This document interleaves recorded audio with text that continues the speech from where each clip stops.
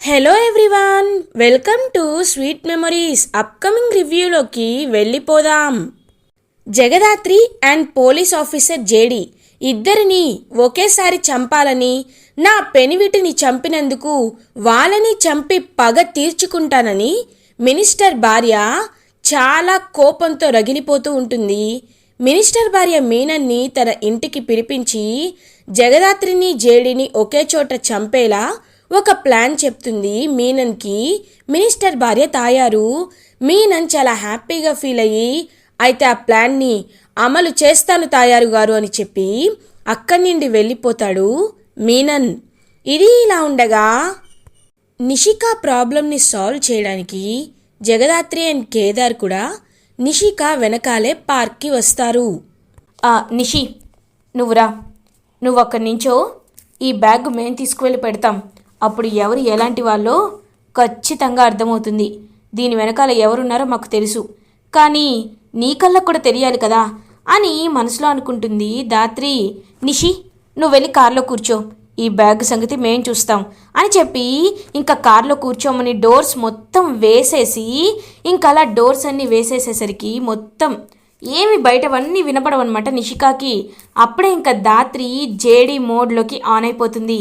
ఇంకా JD mode on అయ్యేసరికి అలా ఇంకప్పుడే కిడ్నాపర్ లైక్ ఎవరైతే బ్లాక్మెయిల్ చేస్తున్నాడో ఆ బ్లాక్మెయిలర్ వచ్చి కరెక్ట్గా బ్యాగ్ని ముట్టుకునే లోపు జేడీ చెయ్యి గట్టిగా పట్టుకుంటుంది. ఒక్కసారిగా షాక్ అయిపోతాడు ఆ రౌడీ. ఇంకా వాడి చెయ్యిని విరిచేసి చెంప మీద ఒక్కటి కొడుతుంది దాత్రి. ఒక్కసారిగా షాక్ అయిపోతాడు ఆ రౌడీ. ఇంకా అలా ఒక 10 మంది రౌడీలు వస్తే వాళ్ళందరినీ కేదార్ అండ్ దాత్రి ఇద్దరు కలిపి సపక్ సపక్ అని చెప్పి మొత్తం ఫినిష్ చేసేస్తారు. ఇదంతా కార్లో కూర్చున్న నిషికాకి తెలియదనమాట. ఇంకా తెలియక అలా సాంగ్స్ వింటూ ఉంటుంది, టెన్షన్ పడుతూ ఉంటుంది, ఏం జరుగుతుందా అని భయపడుతూ ఉంటుంది. ఇంకా రౌడీలందరినీ కొట్టేసరికి మాస్క్ పెట్టుకొని ఒక లేడీ వచ్చి ఆ బ్యాగ్ని తీసుకు వెళ్ళిపోవాలి అనుకుంటే తన్ని గట్టిగా చేయి పట్టుకొని ఇంకా అలా తీసేస్తుందనమాట మాస్క్ని. దాత్రి తీసి చూసేసరికి ఒక్కసారిగా షాక్ అయిపోతుంది. ఎందుకంటే అక్కడ ఇంద్రాణి ఉంటుంది. వాట్, నువ్వా అని అంటుంది దాత్రి. అవును, నేనే మీ ఇంటి పరువు తీద్దామని నేనే ఇదంతా చేశాను, కానీ ఆ నిషిక డబ్బు తెచ్చేలోపు మీరు ఇన్వాల్వ్ అయ్యారు అని గట్టిగా చెప్తుంది ఇంద్రాణి. కనీసం తప్పు చేశానని కొంచెం కూడా నీకు పశ్చాత్తాపం లేదా? అసలు నువ్వు ఆడ మనిషివేనా? నిన్ను చూస్తుంటే చాలా సిగ్గుగా ఉంది. ఏదైనా మంచి పని చేసుకొని బ్రతకచ్చు కదా, అందరూ తల ఎత్తుకునేలా బ్రతకచ్చు కదా, కానీ అలా కాకుండా నువ్వు ఎందుకు మా ఫ్యామిలీని మోసం చేయాలని, మా ఫ్యామిలీని అనగదొక్కాలని చూస్తావు? ఇంకొకసారి మా ఫ్యామిలీ జోలికి వచ్చావో నీ సంగతి ఇలా కాదు, జేడీతో చెప్తా. అప్పుడు నీ పాత కేసులన్నీ బయటపడి నిన్ను ఖచ్చితంగా తను ఎక్కడికి పంపించాలో అక్కడికి పంపిస్తుంది అని గట్టిగా వార్నింగ్ ఇస్తుంది దాత్రి. నో, వద్దు, దాత్రికి చెప్పొద్దు, జేడీకి చెప్తే నా పని అయిపోతుంది అని బ్రతిమలాడుతూ ఉంటుంది ఇంద్రాణి. అవునా కేదార్, ఫోన్ చెయ్యి, ఇప్పుడు జేడీకి ఫోన్ చెయ్యి అని అంటుంది దాత్రి. నో, మీరేం చెప్తే అది చేస్తాను, ప్లీజ్ ఈ విషయం జేడీకి మాత్రం చెప్పొద్దు అని బ్రతిమలాడుతూ ఉంటుంది ఇంద్రాణి. అయితే నిషి దగ్గరికి వెళ్ళి నిషి కాళ్ళు పట్టుకో, ఇదంతా చేసింది నువ్వేనని నిషికి చెప్పు అని గట్టిగా అరుస్తుంది దాత్రి. ఇంకా ఇంద్రాణి పరిగెత్తుకుంటూ వెళ్ళి నిషి అని నిషి కాళ్ళ మీద పడుతుంది. ఒక్కసారిగా షాక్ అయిపోతుంది నిషిక. ఇంద్రాణి గారు మీరేంటి అని అడుగుతారు. నేనే ఇదంతా చేశాను. అది కాదు, నిన్ను బ్లాక్మెయిల్ చేసి డబ్బులు అడిగింది నేనే. ఏదో నీ ఫ్యామిలీని నాశనం చేద్దామని ఆ ఉద్దేశంతోనే చేశాను. నన్ను క్షమించు నిషి. నేను నీకు తీరని అన్యాయం చేశాను. పోలీసుల ముందు నేను ఇరికిద్దామనుకున్నాను, నా తప్పైపోయింది అని కాళ్ళపై పడి క్షమాపణ చెప్పి అక్కడి నుండి పారిపోతుంది ఇంద్రాణి. ఇంకలా షాక్లో చూస్తూ ఉంటుంది నిషిక. నిషి, ఇప్పుడు హ్యాపీనా అని అడుగుతుంది దాత్రి. ఇంకా పాపం నిషిక వెంటనే దాత్రిని వచ్చి హక్ చేసుకుంటుంది. నువ్వు నాకు ఇంత హెల్ప్ చేస్తావని అస్సలు అనుకోలేదు దాత్రి. నువ్వు నేను చేసిన పనులన్నింటినీ గుర్తుపెట్టుకున్నావని అనుకున్నాను, కానీ నా కోసం నువ్వు అని పాపం హ్యాపీగా చెప్తుంది నిషిక. చూడు నిషి, నువ్వు నన్ను వేరే పరాయి వ్యక్తిగా చూడొచ్చు, కానీ నేను మాత్రం నిన్ను సొంత చెల్లెలా చూసుకున్నాను. అందుకే నేను ఎప్పటికీ నీపై ప్రేమని పోయేలా చేయను అని చెప్పి హ్యాపీగా ఇంకలా హక్ చేసుకుంటారు ధాత్రి కూడా. నిషిక పిచ్చిది, 4 మాటలు చెప్తే నమ్మేసింది. ఏదైతే ఈ ధాత్రి నా ప్రాబ్లమ్ని సాల్వ్ చేసింది. అమ్మయ్యా, ఇంకా నాకు ఎలాంటి టెన్షన్ లేదు అని మనసులో అనుకుంటుంది నిషిక. ఇంకా అందరూ హ్యాపీగా నిషిక, జగదాత్రి, కేదార్ ఇంటికి రీచ్ అవుతారు. ఇంకా హ్యాపీగా ఉంటుందన్నమాట నిషికాకి. అయితే ప్రాబ్లం అంతా సాల్వ్ అయిపోయింది అని ఇంకప్పటి నుండి హ్యాపీగా ఉండేసరికి వైజయంతి, యువరాజ్ ఇద్దరు నిషిక దగ్గరికి వస్తారు. ఏంటి నిషి, ఇప్పుడు నువ్వు చాలా హ్యాపీగా ఉన్నట్టున్నావు అని అడుగుతారు యువరాజ్. అవును యువరాజ్, ఇదిగో ధాత్రినే నా ప్రాబ్లం అన్నిటినీ సాల్వ్ చేసేసింది, నాకు ఇప్పుడు చాలా సంతోషంగా ఉంది అని నిషిక హ్యాపీగా వెళ్తుంది. ఇదిగో అమ్మీ, నువ్వు మాకు నచ్చకపోవచ్చు, కానీ నా కోడలు నీ వల్ల సంతోషంగా ఉంది, నేను థ్యాంక్స్ చెప్తున్నాను అని వైజయంతి థ్యాంక్స్ చెప్పి అలా ఇంకక్కడి నుండి వెళ్ళిపోతుంది. ఇంక పాపం ధాత్రి అండ్ కేదార్ ఇద్దరు హ్యాపీగా ఫీల్ అవుతారు. అవును, ఇప్పుడు వదిన జ్యూస్ తాగే టైం కదా, వదిన ఎక్కడున్నారు వదినా అని పిలుస్తూ రూమ్లోకి వెళ్ళి చూస్తుందనమాట. అలా ఇంకా ధాత్రి, కానీ అక్కడ కౌశికి కనిపించదు. వదిన ఎక్కడ ఉన్నారు అని చెప్పి చూసేసరికి సుధాకర్, ఏమ్మా ధాత్రి, ఎవరి గురించి వెతుకుతున్నావు అని అంటారు. ఏం లేదు మావయ్య గారు, వదిన ఎక్కడ కనిపించట్లేదని అని అంటుంది ధాత్రి. తను శర్మ గారిని కలవడానికి బెంగళూరు వెళ్ళిందమ్మా అని అంటారు. ఓ అవునా, ఆయన డెలివరీ డేట్ దగ్గర పడుతుంది కదా మావయ్య గారు, ఇప్పుడు అంత దూరం వెళ్ళడం అని అంటుంది పాపం ధాత్రి. నేను కూడా అదే చెప్పానమ్మా, కానీ కౌశికి గురించి తెలుసు కదా, ఒక్కసారి ఏదైనా అనుకుందంటే తను ఏదైనా సరే మొండిగా అదే పని చేస్తుంది. వెళ్ళొచ్చేస్తాను, ఫ్లైట్లోనే వెళ్తానని నాకే ధైర్యం చెప్పింది అని అంటారు సుధాకర్. ఇంకా కేదార్ అయితే బేబీ కీర్తితో ఆడుకుంటూ ఉంటాడు. కరెక్ట్గా అప్పుడే సుధాకర్కి ఫోన్ కాల్ వస్తుంది. కౌశికినే ఫోన్ చేస్తుందమ్మా అని అంటారు సుధాకర్. ఏది ఒకసారి స్పీకర్లో పెట్టండి మావయ్య అని అంటుంది ధాత్రి. ఇంకా ఫ్యామిలీ మెంబర్స్ అందరూ వస్తారనమాట. ఇంకా అందరూ వచ్చి చూస్తూ ఉంటారు. అప్పుడే హలో అమ్మ కౌశికి, ఎలా ఉన్నావమ్మా, బెంగళూరు రీచ్ అయ్యావా అని అడుగుతారు సుధాకర్. హలో, నువ్వెవరో నాకు తెలీదు, కానీ నేను కౌశికిని కాదు, మినిస్టర్ గారి భార్య తాయారుని మాట్లాడుతున్నా అని అంటుంది తాయారు. ఒక్కసారిగా షాక్ అయిపోతారు ఫ్యామిలీ మెంబర్స్ అందరూ. ఎవరు మీరు, మా మా అమ్మాయి ఫోన్ మీ దగ్గర ఎందుకుంది అని అడుగుతారు సుధాకర్. హలో సార్, అవన్నీ మేము తర్వాత చెప్తాం, కానీ ముందు మీ అమ్మాయి పాపం ప్రెగ్నెంట్ అనుకుంటా, ఇంకొద్ది రోజుల్లో డెలివరీ కూడా ఉన్నట్టుందే, తను నా దగ్గరే ఉంది, సేఫ్గా కిడ్నాప్ చేసి పెట్టా అని అంటుంది తాయారు. ఒక్కసారిగా షాక్ అయిపోతారనమాట జేడి. ఇంక వెంటనే ధాత్రి, హలో ఎందుకు ఎందుకు మీరు మా వదినని కిడ్నాప్ చేశారు అని అడుగుతుంది ధాత్రి. ఎవరిది గొంతు? నా పెనివిటి చావుకి కారణమైన అదే జైలుకి పంపించారు కదా, నీ కేసు వల్లే కదా నా భర్త జైలుకి వెళ్ళింది. అలాంటి జగదాత్రి అంటే నువ్వే అనుకుంటా. చూడు జగదాత్రి, నాకు నీపై మాత్రమే పగ. ఇప్పుడు నువ్వు వచ్చి నా దగ్గరికి నేను చెప్పినట్టు చేసి నీ వదినని తీసుకెళ్ళిపో, లేకపోతే ఇంకొక అరగంటలో నీ వదిన కడుపులో ఉన్న బిడ్డ ఇద్దరూ పైకి అని అంటారు. తాయారు, ఇంకొక్క మాట మాట్లాడినా అని అంటుంది ధాత్రి.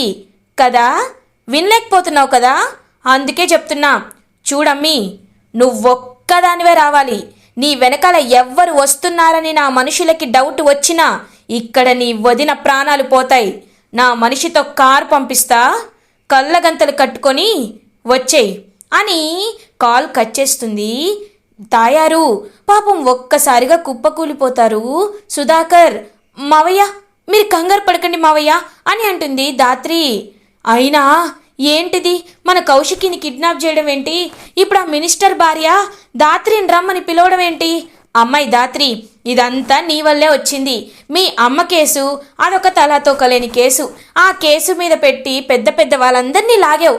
ఇప్పుడు చూడు, వాళ్ళందరూ నీపై పగబట్టారు. ఇప్పుడు పాపం కౌశికి ప్రాణాలు నిలబడాలంటే నువ్వు అక్కడికి వెళ్ళాలి. మరి నీ ప్రాణం అని అడుగుతారు వైజయంతి. అవును దాత్రి, నువ్వు అక్కడికి వెళ్ళొద్దు అని అంటుంది నిషిక. ఇంకా యువరాజ్ మాత్రం ఆలోచిస్తూ ఉంటాడు. నేను అక్కడికి వెళతాను, ఖచ్చితంగా వెళ్తాను నిషి అని అంటుంది ధాత్రి. ఒక్కసారిగా పాపం సుధాకర్, వైజయంతి, ధాత్రి షాక్ అయిపోతారు. కేదార్ మాత్రం కరెక్ట్గా అనుకుంటాడు. యువరాజ్ కూడా ఇంకా ఊహించుకుంటాడు.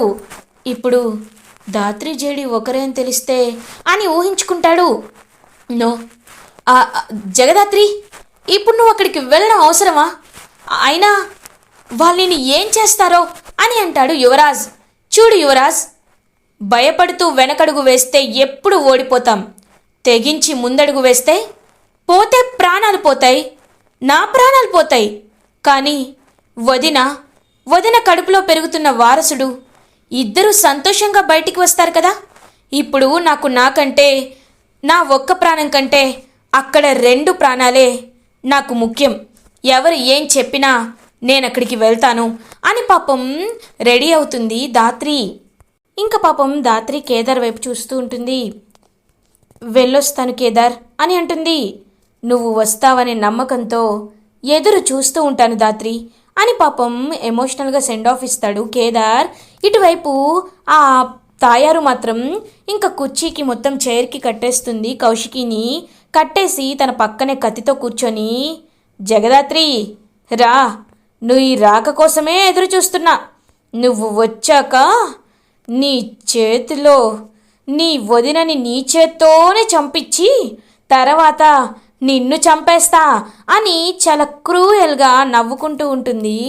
అలా ఇంకా తాయారు. ఇది ఇలా ఉండగా ధాత్రి కోసం తాయారు ఒక కార్ని పంపిస్తుంది. ఇంకా కార్ అయితే వస్తుంది.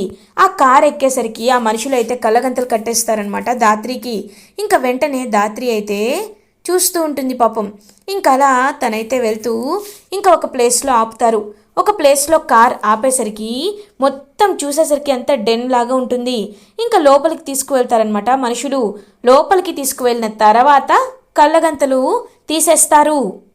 ఇంకా ధాత్రి కళ్ళు తెరిచి చూడగానే అక్కడ పాపం కౌశికి చాలా స్పృహ కోల్పోయి ఉంటుంది. వదినా వదినా అని చెప్పి పాపం దగ్గరికి వెళ్తుంది కౌశికి దగ్గరికి.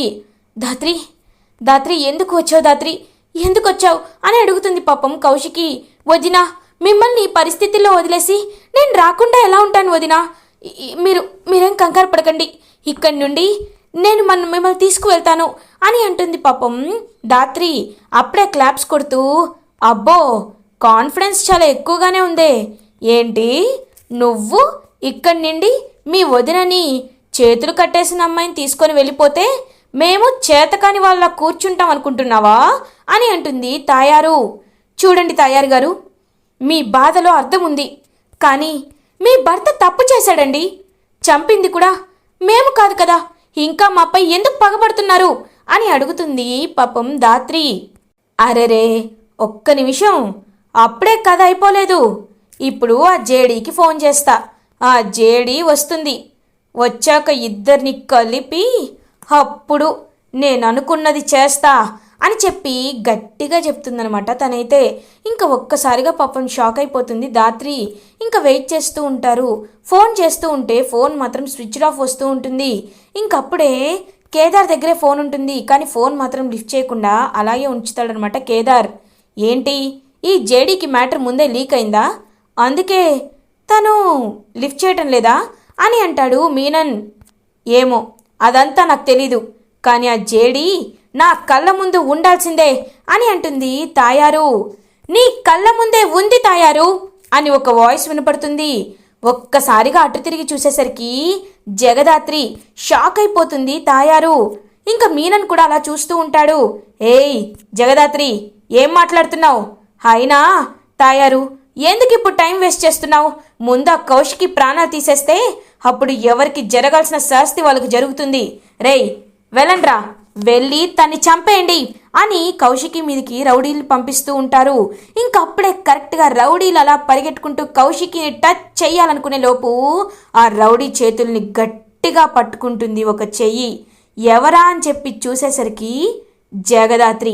ఇంకలా జగదాత్రి సేమ్ జేడి కొట్టినట్టే కొడుతుంది అని చెప్పి షాక్లో చూస్తూ ఉంటారనమాట. ఇంక వీళ్ళందరూ అలా ఇంకా జగదాత్రి అలియాస్ జేడీగా మారి ఆ రౌడీలందరినీ బాగా కొడుతూ మా వదిన మీదకి చెయ్యడానికి వస్తారా మీరు అని ఆ రౌడీలందరినీ బాగా కొడుతుంది దాత్రి.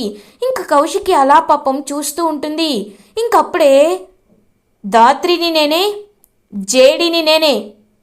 ఇప్పుడు మీకు ఈ విషయం తెలియకపోతే ఇంకా టైం వేస్ట్ చేస్తారని నా ముసుగు వెనుక ఉన్న మొహాన్ని బయట పెట్టా. చూడు తాయారు, నీ భర్త ఎలా చనిపోయడో మాకు తెలీదు, కానీ ఒకటి మాత్రం నిజం, మా అమ్మ హత్య కేసులో అతను ప్రధాన నిందితుడు. అతనికే కాదు, నీకు ఎవరెవరైతే కేసులో ఇన్వాల్వ్ అయ్యారో వాళ్ళందరికీ ఖచ్చితంగా శిక్ష పడి తీరుతుంది, పడేలా చేస్తా. ఇది కూతురిగా జేడీ అలియాస్ జగదాత్రి ఇచ్చే మాట. ఇంకొకసారి నా ఫ్యామిలీ జోలికి కానీ వచ్చారంటే ప్రాణాలని అరచేతిలో పెట్టుకొని పారిపోయేంత వరకు పరిగెత్తించి మరీ ఎన్కౌంటర్ చేసి పడేస్తా, గుర్తుపెట్టుకోండి అని గట్టిగా వార్నింగ్ ఇచ్చి వదిన మీరు రండి అని చెప్పి కట్లు తీసేసి ఇంకలా కౌశికిని పాపం బయటికి తీసుకువచ్చేస్తూ ఉంటుంది దాత్రి. ఒక్కసారిగా స్టన్ అయ్యేలా ఉండిపోతారు ఈ మీనన్ అండ్ తాయారు. ఇంకా కౌశికి మాత్రం జగదాత్రి అలియాస్ జేడీని చూస్తూ అలా మురిసిపోతూ హ్యాపీగా ఫీల్ అవుతూ ఉంటారు. ఇలా ఎపిసోడ్ ఎండ్ అవుతుంది. ఫర్దర్ ఎపిసోడ్ రివ్యూస్ ముందుగా మీకు కావాలి అనుకుంటే మా ఛానల్ని సబ్స్క్రైబ్ చేసుకోండి. Thanks for watching.